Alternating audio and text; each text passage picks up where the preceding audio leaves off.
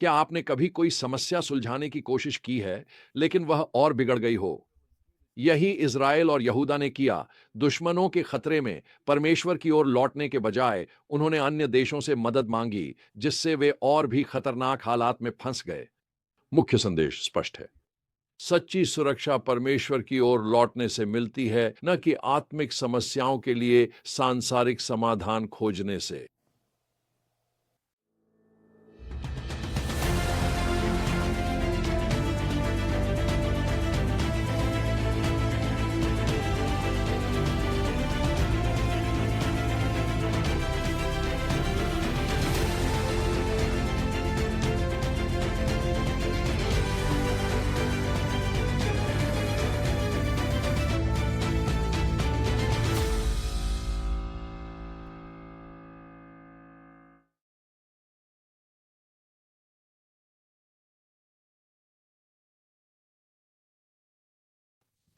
ऐतिहासिक संदर्भ संकटग्रस्त दो राज्यों को दिखाता है।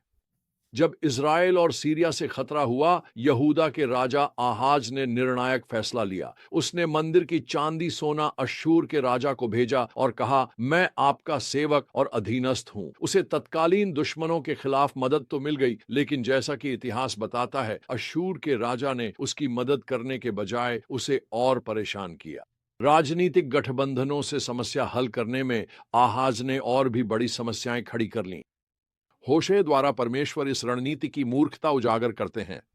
वह इफ्राइम यानी उत्तरी इज़राइल की तुलना एक ऐसे कबूतर से करते हैं जिसे आसानी से बहकाया जा सकता है और जिसमें समझदारी नहीं, कभी मिस्र को पुकारता, कभी अश्शूर की ओर मुड़ता है। जैसे पक्षी दो शिकारियों के बीच घबरा कर उड़ता है, वैसे ही इस्राएल ने उन राष्ट्रों से मदद मांगी जो उसे निगल जाएंगे।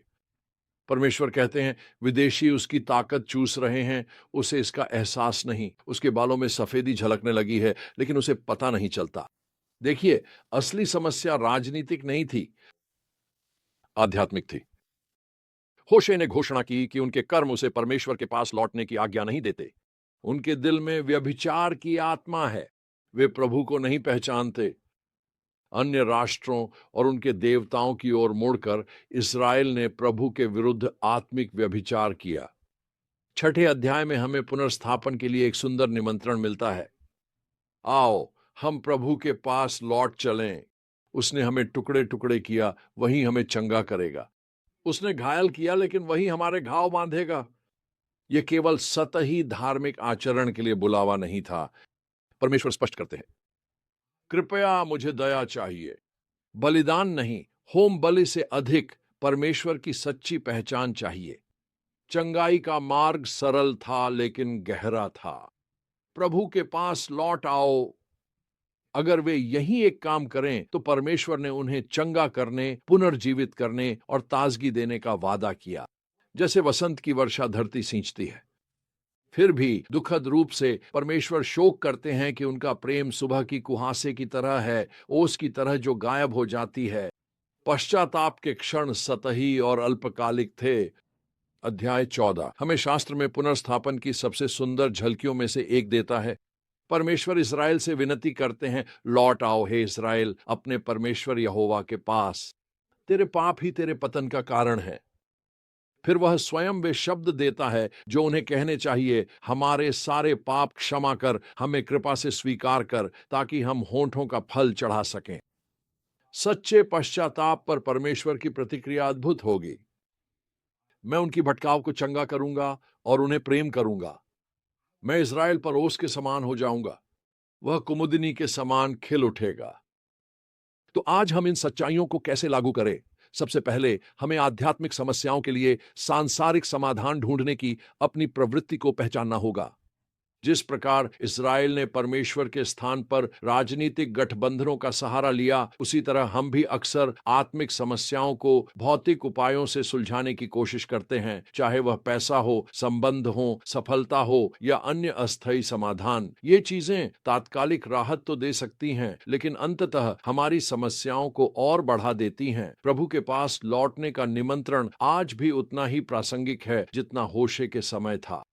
चाहे जो भी चीज हमें परमेश्वर से दूर ले गई हो, सफलता, आराम, संबंध या डर, समाधान एक ही है, उसके पास लौट आओ।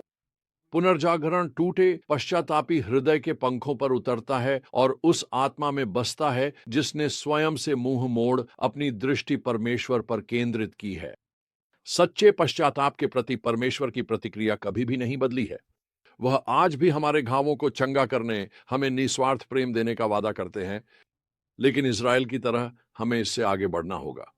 सतही धार्मिकता से आगे बढ़कर सच्चे संबंधों की ओर। परमेश्वर आज भी बाहरी धार्मिक गतिविधियों से अधिक दया और अपनी पहचान चाहता है। होशे की अंतिम आयत हमें स्थायी बुद्धि देती है। प्रभु के मार्ग सही हैं। धर्मी उन मार्गों पर चलते हैं, पर विद्रोही उनमें ठोकर खाते हैं। वही परमेश्वर जिसने प्राचीन इस्राएल को चंगाई और पुनर्स्थापन का प्रस्ताव दिया था, वही प्रस्ताव आज तुम्हें और मुझे भी देता है। प्रश्न यह है कि क्या हम अपनी तरकीबों पर भरोसा करेंगे या उस एकमात्र के पास लौटेंगे जो हमारी आत्मा को चंगा कर सकता है। एक ऐसी दुनिया जो हमारी समस्याओं के अनगिनत समाधान पेश करती है। होशे का संदेश आज भी उतना ही प्रासंगिक है। सच्ची सुरक्षा, चंगाई और पुनर्स्थापन केवल परमेश्वर के पास लौटने से ही मिलती है। जब हम उस संबंध की जगह कुछ और रखते हैं, चाहे वह राजनीति, धन, सफलता या बुद्धि हो, तो हम अपने लिए निराशा और असफलता का रास्ता बनाते हैं। जब हम विनम्र होकर उसके पास लौटते हैं, वह वादा करता है कि वह हमें चंगा करेगा, पुनर्स्थापित करेगा और हमें फलने फूलने देगा, जैसा हम अपनी शक्ति से नहीं कर सकते थे।